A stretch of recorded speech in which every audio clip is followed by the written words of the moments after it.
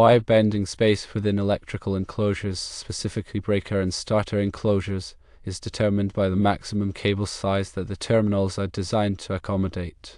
This means that regardless of the actual cable size you choose to use in a particular installation, the required bending space must be sufficient to accommodate the largest cable that the terminal is rated for.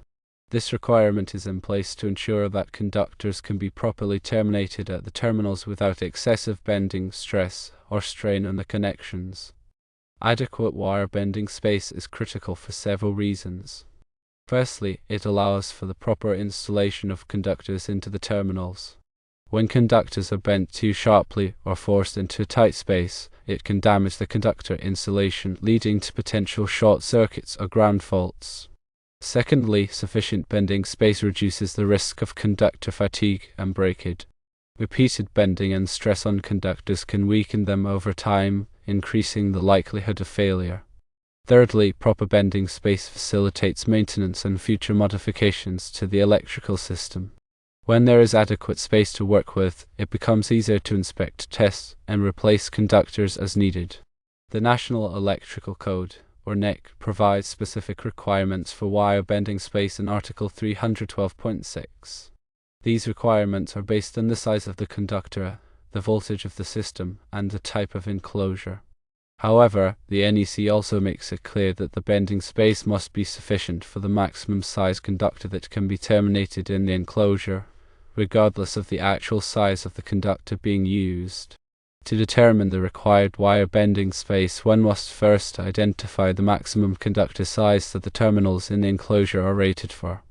This information is typically found on the equipment nameplate or in the manufacturer's specifications.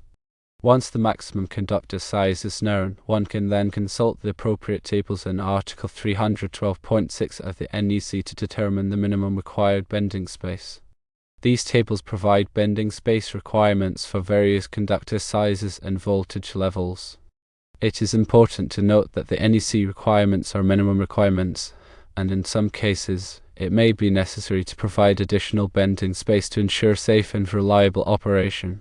Factors such as the number of conductors in the enclosure, the presence of other equipment, and the accessibility of the terminals may all influence the amount of bending space required. When selecting an enclosure, it is crucial to consider the wire bending space requirements in addition to other factors such as the enclosure size, type, and environmental rating. Choosing an enclosure with insufficient bending space can lead to installation difficulties, conductor damage, and potential safety hazards. In some cases, it may be necessary to use a larger enclosure than initially anticipated to accommodate the required bending space. In addition to the NEC requirements, some local jurisdictions may have their own specific requirements for wire bending space. It is important to check with a local electrical inspector to ensure that the installation complies with all applicable codes and regulations.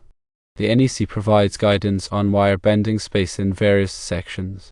For example, NEC Section 314.16 addresses the number and size of conductors allowed in outlet boxes and conduit bodies, and it influences the required bending space indirectly.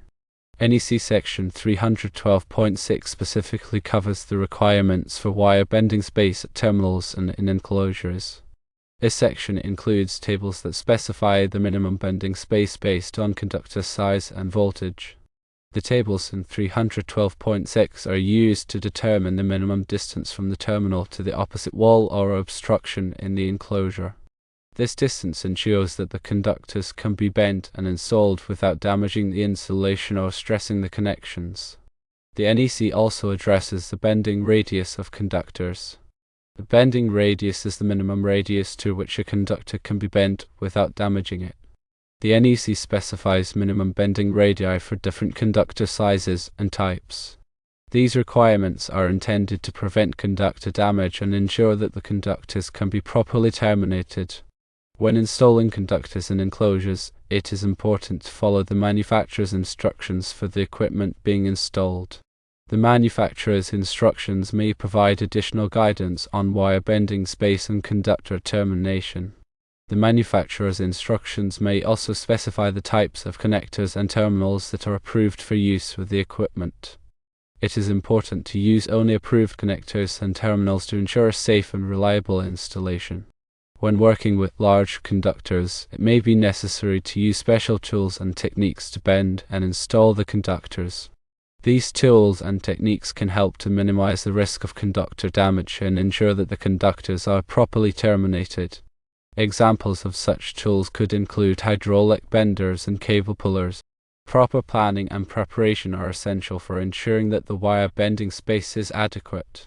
Before beginning the installation, it is important to carefully review the plans and specifications to identify the conductor sizes, voltage levels, and enclosure types.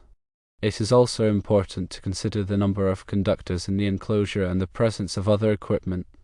By carefully planning the installation, it is possible to avoid common problems such as insufficient bending space and conductor damage.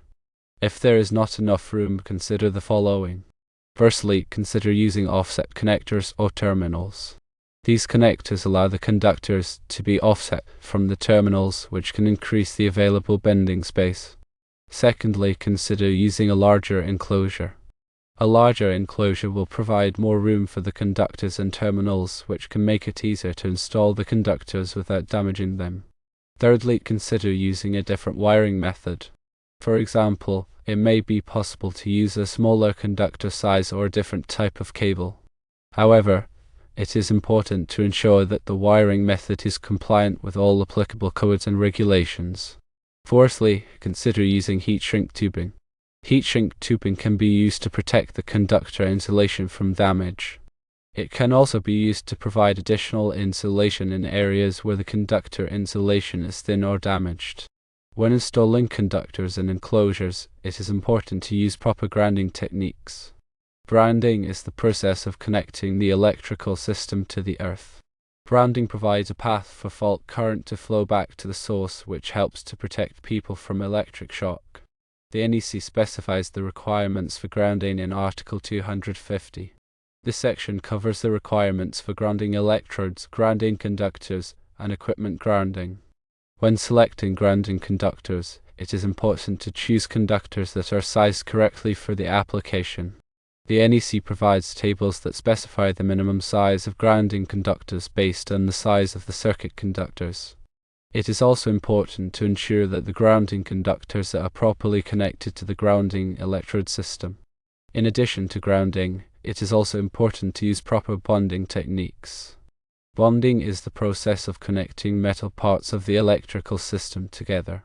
Bonding helps to create a low impedance path for fault current to flow back to the source.